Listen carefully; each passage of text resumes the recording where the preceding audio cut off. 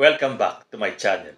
Meron po tayong mga ilang katanungan. Unang katanungan po, pabor ba kayo na mawala ang Facebook page ng ilang toxic social media personalities?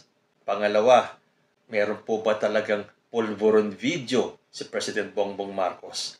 At ang pangatlo, dapat pa tayong maniwala sa mga survey na inilalabas ng mga survey firms? Pero bago po ako magpatuloy, isang shoutout lang po kay Rihanna Granadosin from Tel Aviv, Israel. Nako, nasa Israel ka pala, Rihanna. Kamusta naman kayo dyan? Salamat din sa laging pagpanood mo sa ating munting channel. Ingat kayo dyan. Okay, ang una nating tanong. Pabor ba kayo na mawala ang Facebook pages ng ilang toxic na social media personalities? Facebook pages ng ilang inaakusahang fake news peddler, posible nga bang dinelete ng Meta? Kasi nga naging usap-usapan na yung Facebook page ni Sas Rogando Sasot ay nasuspindi or dinelete ng Facebook. Kilala po si Sas bilang isang anti-BBM. At nung masuspindi or dinelete or kung ano man ang nangyari sa kanyang Facebook account, sinisi niya kagad ang gobyerno. Ano ba yan? Lahat na lang ba talaga nang nangyayari sa buhay natin, isinisisi natin kay President Bongbong Marcos? Hindi ko po kasi pinanonood si Sas. Nababasa ko lang po ang mga comments ng mga netizens na toxic daw itong si Sas. At kaya na-delete or na-suspend yung kanyang account dahil sobra na or madalas ay below the belt na ang kanyang mga banat kay President Bongbong Marcos at sa gobyerno nito. Pero tama ba na ang gobyerno ni President Bongbong Marcos ang sisihin niya? May mga nagko-comment po kasi na ang Facebook, ang may-ari niyan ay taga-Amerika. At si Sas ay kilala daw na pro-China. At alam po natin na ang Facebook ay may mga guidelines. At nagbibigay ng warning ang Facebook kung kayo ay i-delete or isususpend. Yun po ang pagkakaalam ko. At pag nagkataong na-suspend naman yung account nyo, bibigyan kayo ng message ng Facebook na you have until such time para mag-disagree dun sa kanilang desisyon kung bakit nila in-unpublish yung inyong Facebook account. So bakit natin sisisihin agad si President Bongbong Marcos kung na-suspend or na-delete man ang inyong Facebook account? Hindi naman po Pilipinas ang may-ari ng Facebook. Sabi naman ng iba, pwede naman daw mag-request ang gobyerno ng kahit na anong bansa sa Facebook para matanggal ang isang account. Pero naki-Facebook pa rin ang huling desisyon kung tatanggalin nga nila o hindi. Pwede rin naman ang dahilan ay kayo ay na-mass report. Anyway, hindi lang po si Sas ang nasuspend yung account. May comment din akong nabasa na pati daw itong si Politic Philippines or Politic PH ay nasuspend yung kanyang account. So, nung sinearch ko naman yung page ni Politic Philippines, nabasa ko po yung kanyang post. Sabi niya, okay, so I didn't call out Bongbong Marcos, Lisa Marcos, Joe Biden, Kamala Harris, the NATO, Japan, Australia, New Zealand, other allies, and the Illuminati for unpublishing my page. I just disagreed with the decision. Well, lo and behold, Facebook has spoken. And guess what? I guess it's safe to say I didn't break any rules. My page is back, darlings, much to the dismay of our overly sensitive DDS friends. So, ang ginawa lang po ni Politic PH ay nag-disagree dun sa desisyon ng Facebook. Dahil lumalabas naman po yung message ng Facebook na you have how many days to disagree with the decision. Yun po ang ginawa nitong si Politic PH. At hindi niya po kinall out si Bongbong Marcos o si Lisa Marcos or kung sino-sino. Na yun naman ang ginawa ni Sas. Ibinato niya kagad ang sisi kay Bongbong Marcos at sa gobyerno kung bakit nawala yung kanyang page. So siguro ang dapat gawin ni Sas, sagutin niya yung message ni Meta at mag-disagree siya. At baka sakaling maibalik agad yung kanyang page. Conclusion tuloy ng ibang netizens, drama lang yan para hindi maipalabas yung video na sinasabi nilang ilalabas sa January 5. So natural, yung mga kakampi nila, magsisigawan na naman, sabay-sabay sila nagsasabi ng suppression of freedom of speech.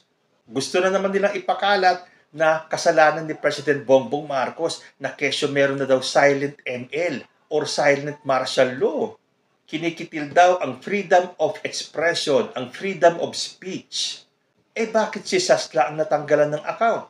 Mas marami namang mas toxic sa kanya. Well, toxic nga daw si Sas, pero meron pang mas matitinding toxic pa dyan. Bakit hindi natatanggal or nasususpend yung account nila? Tandaan po natin, Facebook and YouTube, Amerikano po ang may-ari niyan. Ang sinasabi nila, ang nasususpend daw ng mga account na yun ay yung mga pro-China.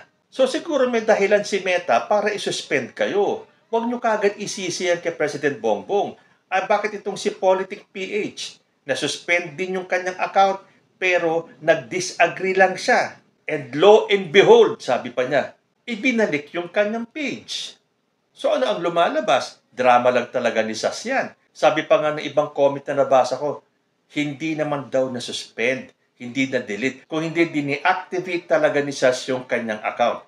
Well, hindi naman po tayo pwedeng magbintang talaga kung anong ginawa ni Sas. Siya ba ay nag-self-deactivate o talagang nasuspend yung kanyang account? Alam nyo, talagang sa panahon ito, kailangan po tayo matuto talagang mag-discern kung ano ang totoo o hindi sa social media. Marami po talaga nagpapakalat ng fake news.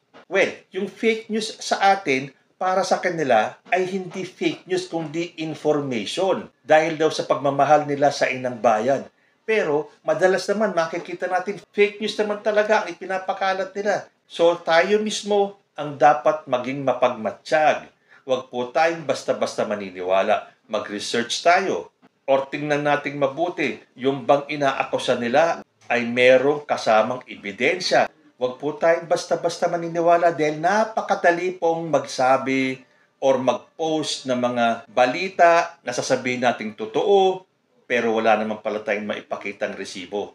But going back to the question, pabor ba kayo na mawala ang Facebook pages or ng kahit na anong social media account ng mga toxic daw na mga social media personalities? Hindi ako pabor sa pagpapakalat ng maling impormasyon.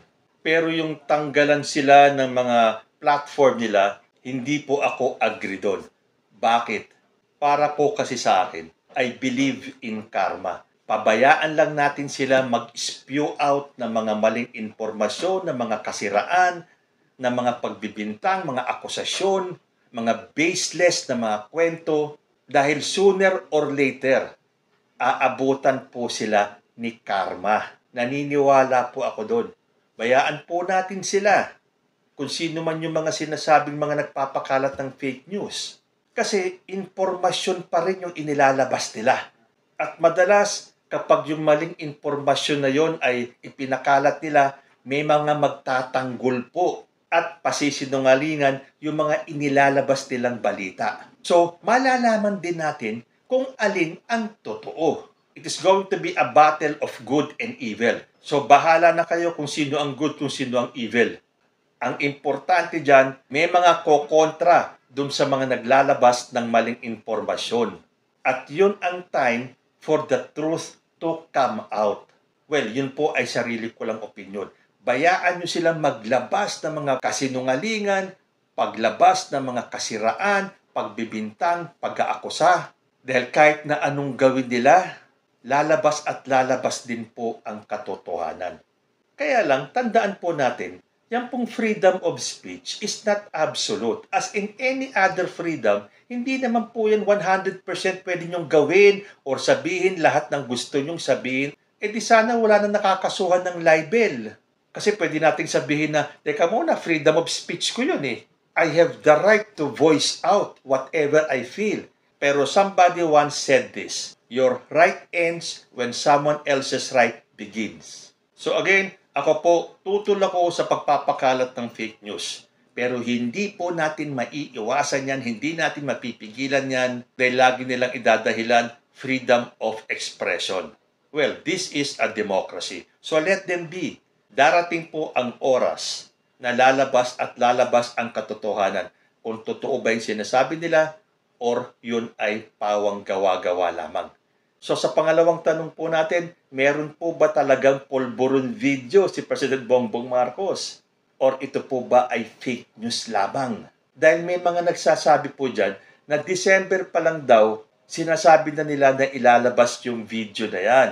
Hindi na tuloy nung December, naging January 1, tapos ngayon January 5. Ngayon naman, may nababasa tayo ng mga dahilan kung bakit parang hindi nila mailabas yung video.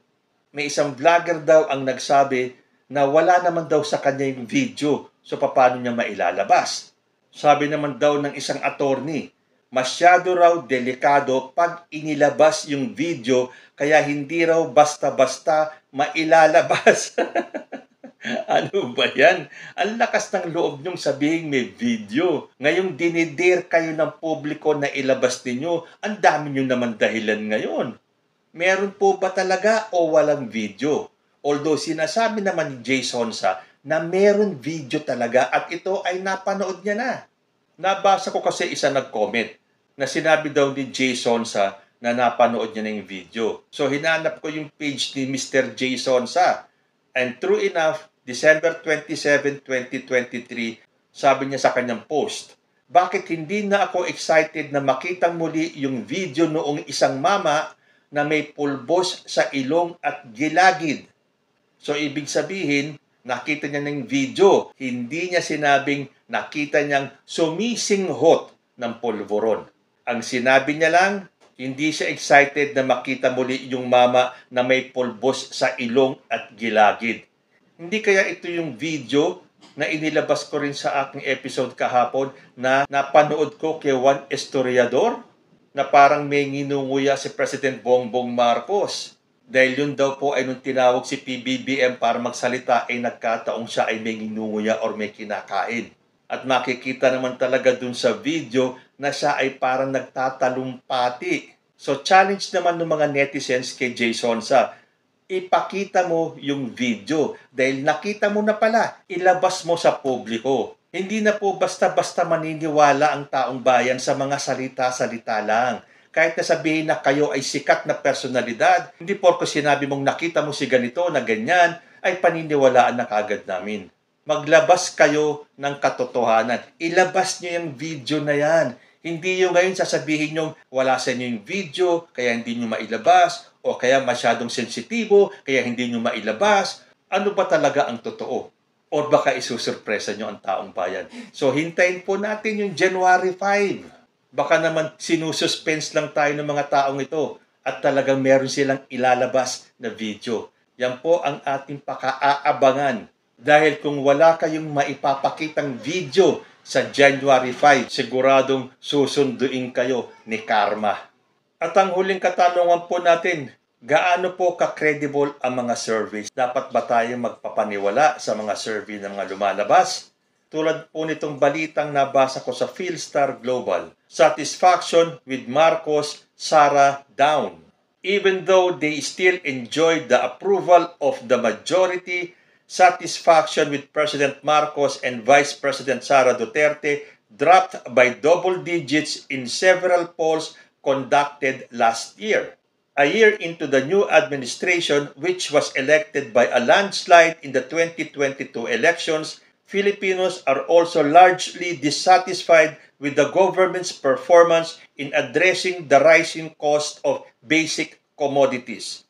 In a span of 1 year, Marcos's performance rating decreased by 13 points from 78% in October 2022 to 65% in October 2023 based on the quarterly Tugon ng Masa survey conducted by Okta Research. Duterte, meanwhile, suffered a 10-point drop in her performance rating from 80% in October 22 to 70% in October 2023. O baka conforme din naman kasi dun sa tanong. Ang tanong po kasi dito ay kung kayo ay satisfied or dissatisfied sa performance ng gobyerno in addressing the rising cost of basic commodities. Yan po kasi talaga ngayon ang isa sa problema ng bansa. At hindi lang naman po sa panahon ni President Bongbong Marcos na nagkaroon ng inflation. Tumaas na rin po ang bilihin noong mga panahon ng mga nakaraang administrasyon. May nagawa ba sila para pababain? Mukhang wala naman. Basta bumaba na lang ang presyo nung nagbabaan sa world market. So malamang yan talaga ang ikabababa ng rating ni President Bongbong Marcos. Kaya lang, kung sinasabing bumaba ang rating ni President Bongbong Marcos dito sa Okta Research, bakit naman dun sa survey ng SWS ay sinasabing 96.2% ng mga Pinoys ang sasalubong sa bagong taon ng may pag-asa? So nangangahulugan, 96.2% ng mga Pilipino ang nakakita ng pag-asa kay President Bongbong Marcos. Dahil kung marami na ang dissatisfied sa performance ni President Bongbong Marcos, di maliit na porsyento lang din ang haharap sa 2024 ng may pag-asa. Patunay lamang na conflict ang mga survey firms natin. Ayon po dito sa pahayag survey ng top of mind senatorial candidate. Ito ay para po sa midterm elections sa 2025. Ayon po sa pahayag survey, ito po ay galing sa Publicus Asia.